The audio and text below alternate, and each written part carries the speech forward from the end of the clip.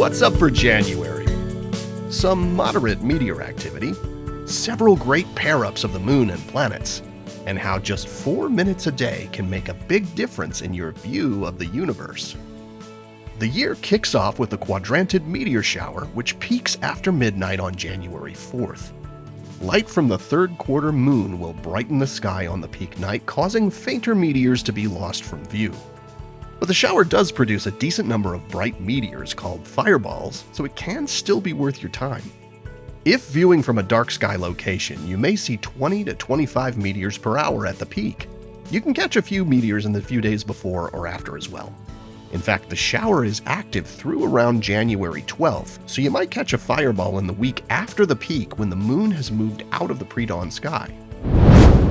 On January 8th, in the hour before sunrise, look for brilliant Venus rising with a slim crescent moon in the southeast. Bright star Arcturus hangs high above them. The moon will appear quite close to the red giant star Antares, the fiery red heart of Scorpius, that morning. And for observers in parts of the western US, the moon will actually occult or pass in front of Antares as the pair are rising that morning. And if you have a view of the horizon, this is also a good morning to spot Mercury before the sky brightens. It's quite low, but rises above 10 degrees off the horizon as dawn warms the sky, and it will be shining even brighter than Arcturus. Next up, the crescent moon visits Saturn on the 13th and 14th. You'll find the pair in the southwest for a couple of hours following sunset both nights. Then the moon pairs up with Jupiter in the evening on the 17th and 18th. This is actually a great week to pull out the telescope or binoculars, because as soon as it's fully dark, you can work your way across the sky, starting with Jupiter and its moons, our own moon, the Pleiades, Aldebaran and the Hyades star cluster, and the Orion Nebula.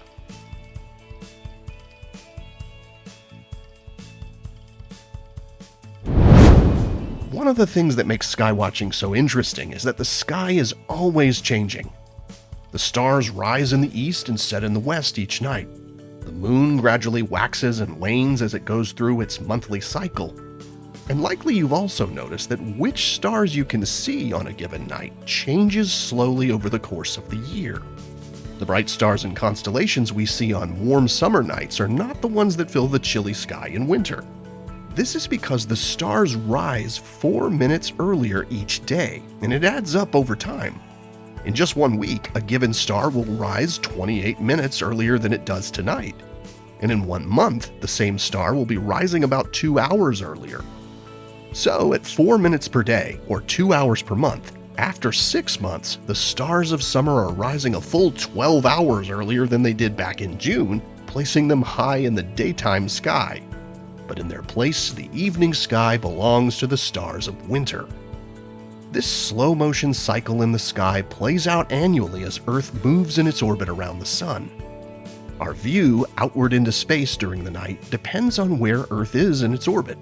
At one part of the year, our view of space from Earth's night side looks in one direction, and 6 months later, the view is in the opposite direction. And so our nighttime view of the cosmos changes over the course of the year because the stars aren't moving, we are, and that change happens at a pace of 4 minutes per day. Here are the phases of the moon for January. Stay up to date with all of NASA's missions exploring the solar system and beyond at science.nasa.gov.